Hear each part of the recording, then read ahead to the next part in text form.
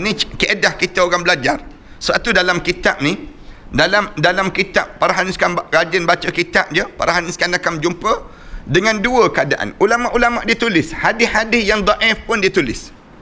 Dia tulis dalam kitab Ihya Ulumuddin. Ada hadis-hadis yang dhaif. Dia tulis hadis dhaif. Kamu nak beramal, beramallah. Orang yang tak nak beramal pun diam-diam sudahlah. Kerana sumber rujukan hukum dalam Islam ni ada 4. Dia bukannya satu saja. Orang kita kan sibuk tanya hadis sahih ke tak sahih. Hadis sahih ke tak sahih. Yang tu je. Yang kita kena tolak hadis maudhu'. Faham ke tak faham ni? Buat-buat faham lah. Nampak macam dah mula termenung dah kitanya. Awal-awal lagi ustaz memeningkan kepala tajuk ni. Nak sebutnya gambaran pada kitanya, pada diri kita, jangan kita bertelagah sebagaimana mereka yang bertelagah. Ulama' ni mereka je dalam Islam ni, mereka ajar bahawa kita sumber hukum kita ni ada 4. Yang pertama Al-Quran, yang kedua hadis, yang ketiga yang disebut dengan ijma' ulama', dan yang keempat qiyas. Ni sumber hukum dipanggil. Kalaulah kita nak pegang hadis saja, rosak kita. Rosak kita. Pegang Al-Quran saja, rosak juga kita. Jadi macam Kasim Ahmad. Jadi Kasim Ahmad, orang yang pegang pada hadis saja, dia jadi rosak juga. Dia akan jadi berpuak-puak di kalangan kita. Dalam Islam ni, dia suruh pegang 4 sumber. Kalau kita guna pada hadis saja, yang baru-baru ni kan kes. Apabila ada seorang mufti sebuah negeri, dia sebut apa dia? Dia kata bahawa jamak ni, kita boleh jamak je Zuhur dengan Asar walaupun nak pergi belajar. Misal contoh, nak pergi belajar sebelum pergi, kita nak pergi ke mana-mana tu, kita jamak awal-awal lagi. Sebelum daripada kita nak pergi ke mana-mana tu, kita jamak kat rumah lagi. Tak betul kita sebut. Bukan dalam mazhab Syafi'i demikian. Kalau pegang pada zahir hadis begitu, maknanya kamu ni nak ajar orang jangan bermazhab. Rosak lah kita. Kita jadi rosak terus. Anak sebut contoh yang mudah. Kalau kita nak pegang pada zahir hadis saja, masyarakat kita akan jadi rosak. Contoh dalam bab radha'ah, masalah penyusuan.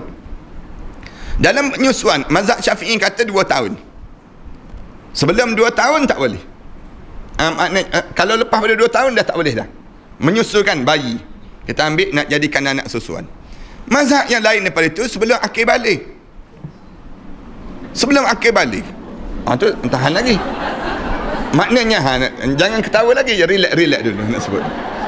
Dalam mazhab Aisyah, ni satu hadis. Memang ada hadis ni.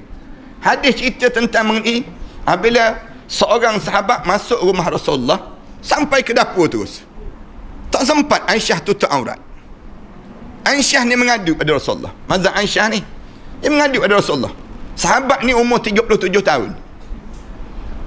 Lalu Aisyah mengadu pada Rasulullah, ada juga orang masuk ke dapur ni, masuk dalam rumah terus ke dapur, kemudian aku tak sempat tutup aurat ya Rasulullah. Rasulullah sallallahu alaihi wasallam pun senyum. Rasulullah kata, lain kali menyusukan dia, kata Rasulullah. Umur 37 tahun boleh menyusu lagi. Dalam mazhab Aisyah radhiyallahu anha, boleh menyusu pada usia 37 tahun. Jenuh kita, ramai kena susu ni. Nah sebutnya demikian. Kalau kita nak guna yang mazhab ni, lagi rosak. Sebab tu anak nak sebut pada orang yang sebut demikian, orang yang kalut dengan hadis saja, dia tak nampak sumber hukum dalam yang lain. Itu dalam bab radha'ah, dalam bab penyusuan.